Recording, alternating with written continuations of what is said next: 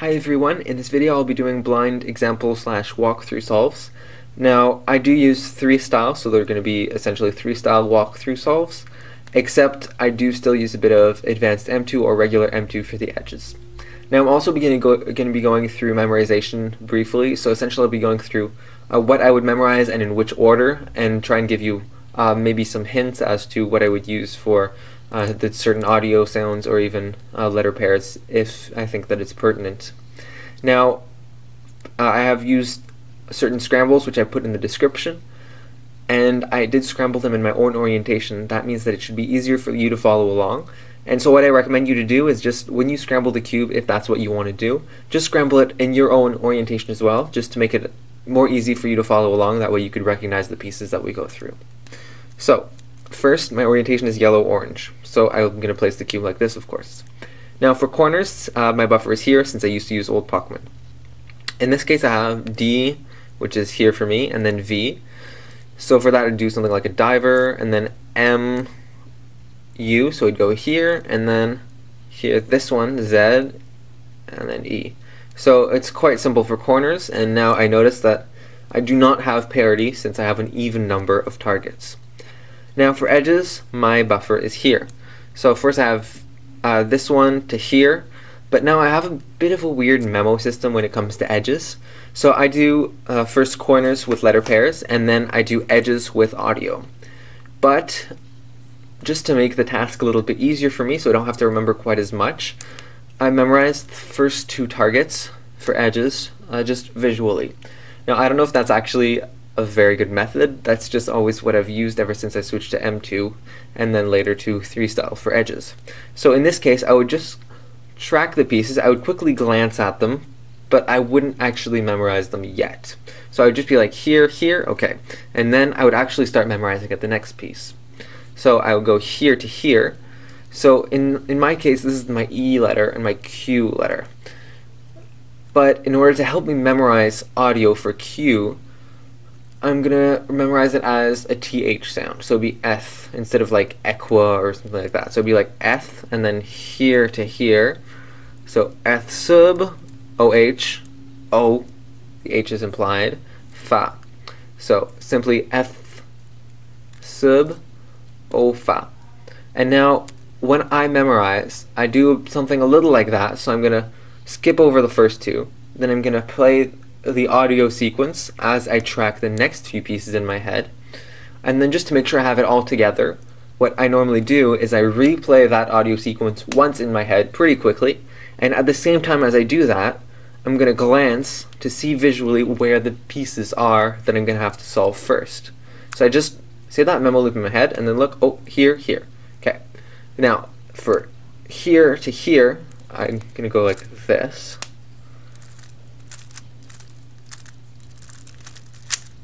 So it solved this one here and this one here. Now for here to here, I'm going to use something that's a bit remnant of advanced M2. So I'm going to be like this, U prime setup,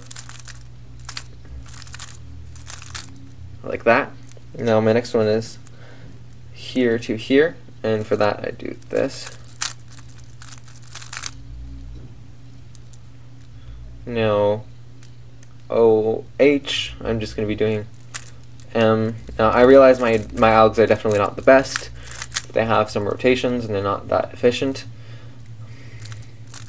but that's what I do. And these are walkthroughs of my solves, so it's appropriate anyways.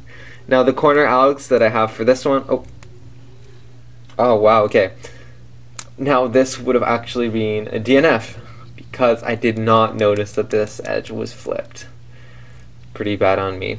But in any case, normally what would happen, if I would be a little more concentrated, I probably would have noticed, I might not have noticed that it's flipped, but normally what I would notice first is that the memo was a little short, and that is something that I should have caught on to right now. It's a little short for what it was, and also, if I go back to how it looked like before the last two, if I look here, I have F and then A, yeah, so here. I had F and then A, and in this case this is orange, but my buffer piece should be white. So what I should have noticed, but I wasn't because I was too distracted talking to the camera, was that this is orange, which means that orange is going to be at the bottom here once I've solved these two targets, which means that there's another edge that has to be flipped. And that edge that has to be flipped is here. So once I'm done my edges, what I would do is to flip these. Essentially what I do is I'm going to do r prime u2, which is a setup to chicka chicka choo chicka chicka choo. So here to here, like that, and then u prime r, because the last move cancels. And now for the corners, finally back to the corners. So I've got here to here. Now for this one I use pretty much a really basic alg for these. It's essentially remnants from Noah's 3-style commutator, or Noah's commutator video.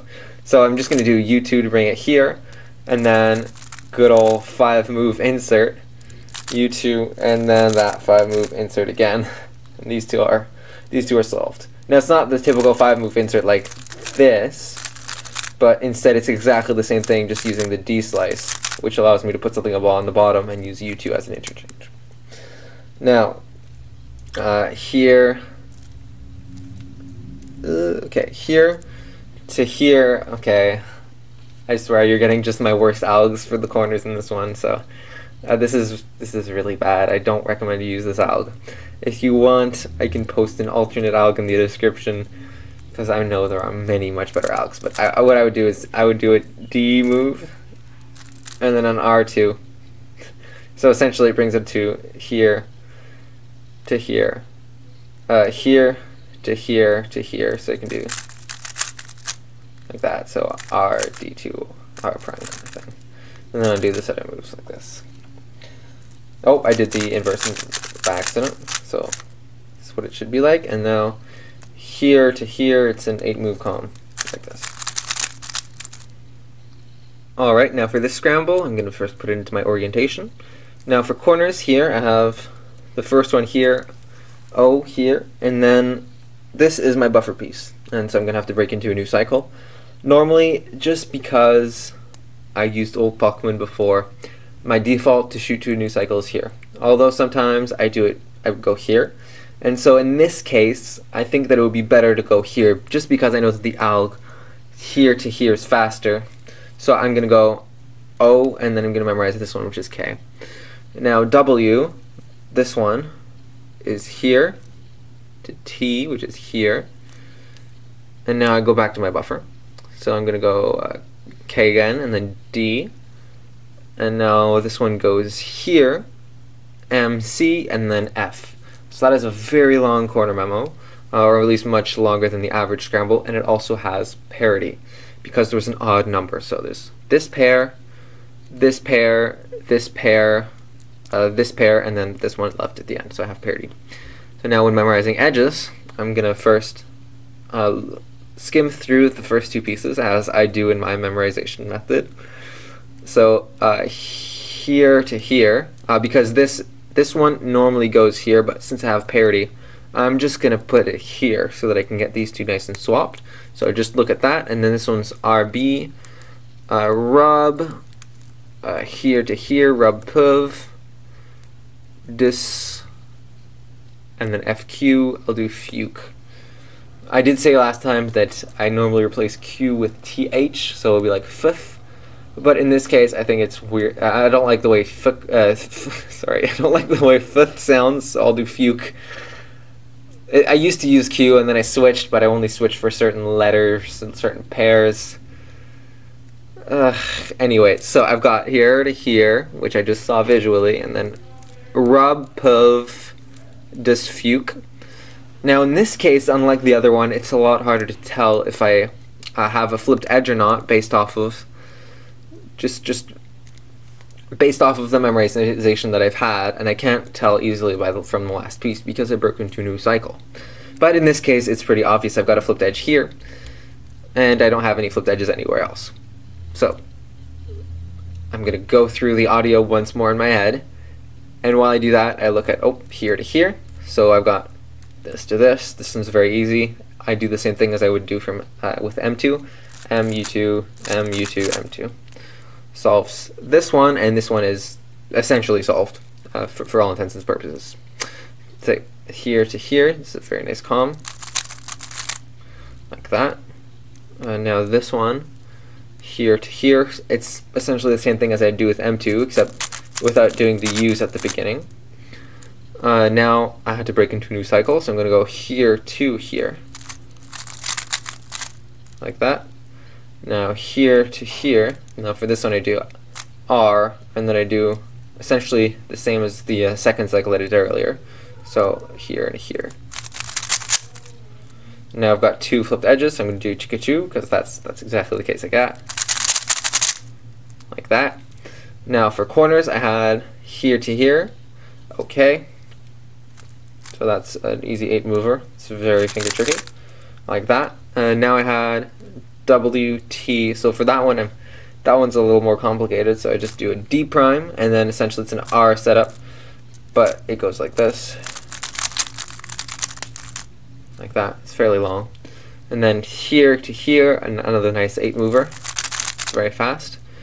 Here to here. Now if I'm going to do this for this one, which is actually the same thing as a COL that I used to use.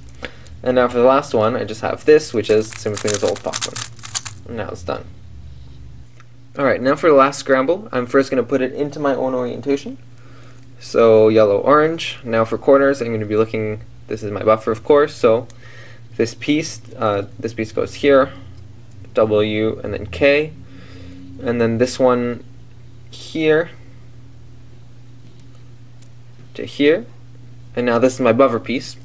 So I have WK, I could memorize like a walk. XM is zooming, like going really fast. And then DC, I could memorize Washington DC, like the White House. So there's a walk that's zooming to Washington DC. And then there's an F here. And then after that, I didn't go through every single piece. So I went W, K, X, M, and then these two, D, C, F. So there's this corner which is not solved and I haven't done yet, which means it's twisted. So I'd be looking at that one. And so the way that I memorize twisted corners is simply visually. So in this case, I would see this corner, oh, okay, it's not solved, and I notice that usually for this particular corner, I'm going to be looking at the green. Often I look at the white or at the yellow. It really depends on the particular corner. I do have pretty much my own system for that, just because I've done twisted corners visually so long. I'm used to it. So this one, the green's at the bottom, so I'll just memorize that this one is twisted towards the bottom. So I just like kind of think of it that way while doing a memorization, and then I just remember it at the end of execution visually. And now it also happens that I can quickly see that this edge is flipped, and so that is something that I'm definitely not going to forget during memoing for the edges. So I had an odd number of corner targets, which means I have parity. So during edges, I'm going to have to make sure to memo appropriately. So first one I have is here. These two, I'm just going to trace them, not going to memorize them quite yet. And then N here, V, nuv, probably what I memorized. And then this one normally goes here, but I'm going to memorize it as being here, as if it was the piece that goes here. So nuv, quai, or thigh, depending how I'm feeling. Probably quai in this case for some reason, I don't know why. Now I'm getting my buffer.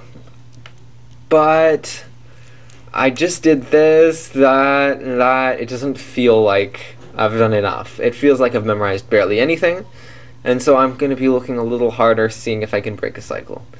Now I do think that in situations like this, it is quite annoying to figure out which pieces are still free.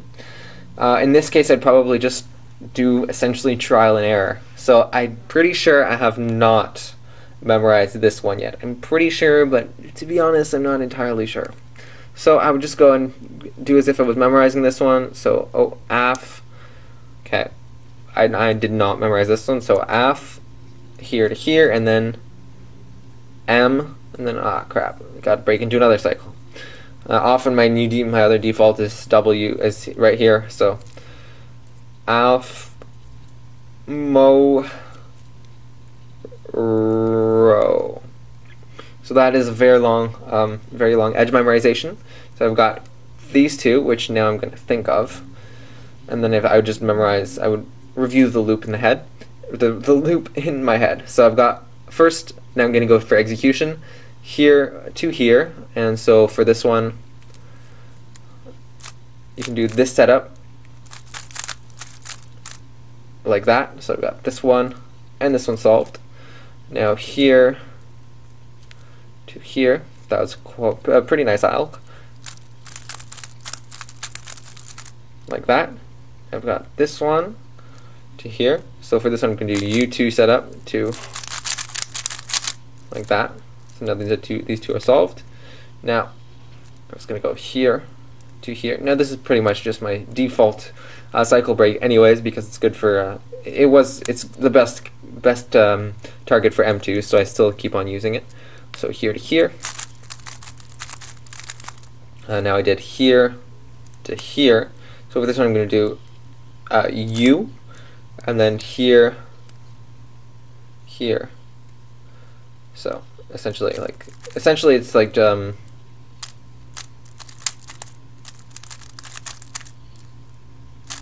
like that, and then here to here.